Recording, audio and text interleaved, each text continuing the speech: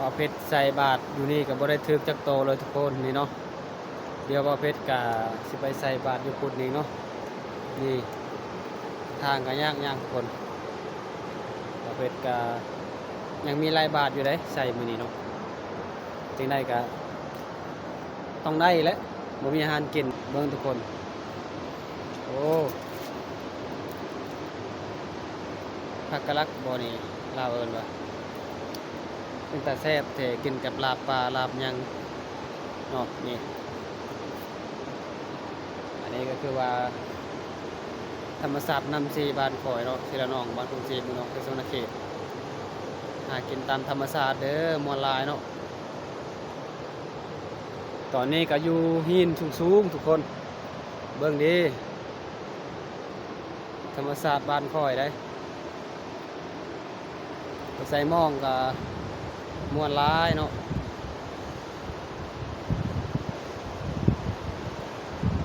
เบิ่งทุกคน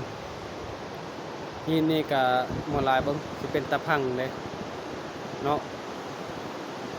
อันนี้ก็เป็นตะพังหินเด้อว้าวทุกคนธรรมศาสตร์บ้านค่อยเชลน้องบ้านนำเชลน้องเมืองน้องเด้อบ้านคนชีเด้อมวลหลายธรรมศาสตร์เนาะ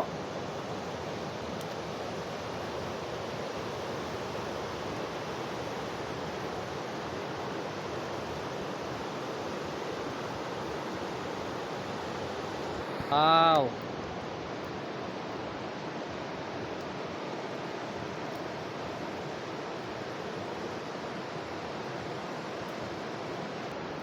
โอ้ทุกคนสุดยอดสุดยอดอันนี้ก็เป็นตะพังหินเนาะหินบักใหญ่ๆอยู่แคมป์นำซีละน้องบ้านเฮาเด้อไปเที่ยวกับม่วนหลายใส่หม้องกับม่วนหลายเบิ่งนี่ธรรมศาสตร์เบิ่งตามธรรมศาสตร์อยู่บ้านนอกบ้านหน้าได้ทำมาหากินแบบแต่ว่าบ่าวเพชรก็บ่ได้มีหมองงามๆทุกคนมองตัวนี้ก็ขาดเบิดแล้วเนาะแต่บ่ได้ปลาลายเด้คันสิได้ก็ตัวนึง2โตแล้วจังหน่อยเนาะคันได้มองงามๆนี่ลูกก้อยบ่มองเนาะโอ้สุดยอดเลยไปใส่มองอยู่น้ำซีนี่ก็ได้ปลาเนาะอันนี้ก็มองขาดไปแล้วทุกคนแต่ว่าบ่าวเพชรก็อยู่ซื่อๆบ่ได้เพราะว่าเป็นคนมุ่งมั่นว่าซั่นจ้ะเนาะบ่าวเพชรก็อยากทำมาหากินถ้ามีเวลาว่างแบบนี้บ่ได้เฮ็ดเวียกสู่พ่อแม่เนาะถ้ามีเวลาก็เฮ็ดเวียกก็เฮ็ดเวียกเนาะบ่าวเพชรเนาะแต่ว่าตอนนี้ก็ได้ถ่ายธรรมชาติบ้านเฮาเบิ่งภูผาบารุ่งแล้วก็ห้วยน้ำซีเนาะห้วยลำน้ำซีว่าซั่นเนาะอยู่นี่ก็แคมป์น้ำซีแล้วน้องบ้านเฮาเด้อโอ้ยม่วนหลายทุกคนเป็นเบิ่งนี่โอ้สุดยอดไปเที่ยวกันมาอยู่นี่โอ้ม่วนหลายได้ธรรมศาสตร์บ้านเฮาเนาะ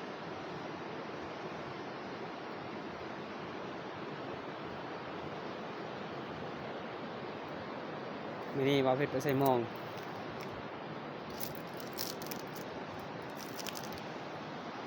เบิ่งทุกคนเอ้ยธรรมศาสตร์บ้านข่อยนี่โอ้สุดยอดม่วนหลายเนาะ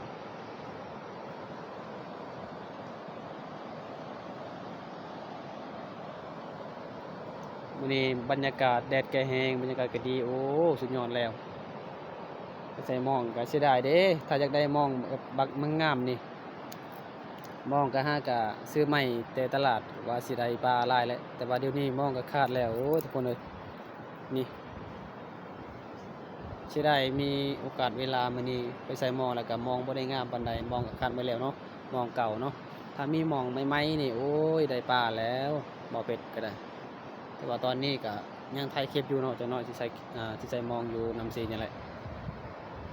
เดี๋ยวบ่เพชรคิดว่าสิไปจาก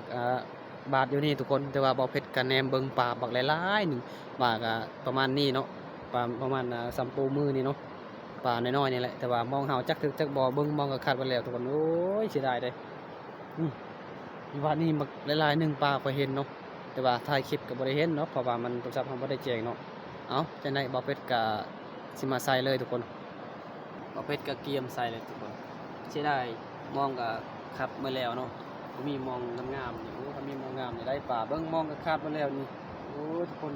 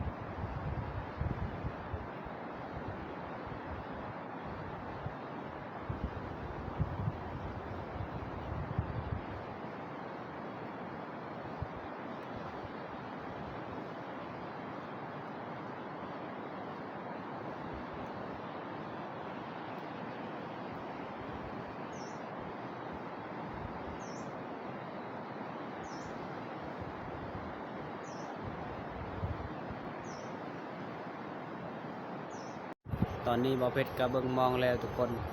บ่ได้ถึกปลาจักโตเพราะว่ามองบ่าวเพชรก็ขาดเบิดแล้วเนาะโอ้ยบ่มีเงินซื้อใหม่ดิเนาะใส่มองก็บ่มีปลาจักโตเลยทุกคนเอ้ยบ่าวเพชรก็สิเมื่อแหละเพราะว่าใส่ไปมองจักบาทอีกยังอีกประมาณ 2-3 บาทเฮาสิใส่ต่อก็ยังบ่ได้ปลาแล้วแบบนี้เนาะถ้ามีมองใหม่ๆนี่โอ้อันดุใส่คือแบบว่าเฮาใส่ตลอดหลายบาทกันได้หลายปลาเดี๋ยวนี้โอ้ยใส่ 2-3 บาทแล้วก็ยังบ่ได้ทุกคนบ่เพชรก็สิขอ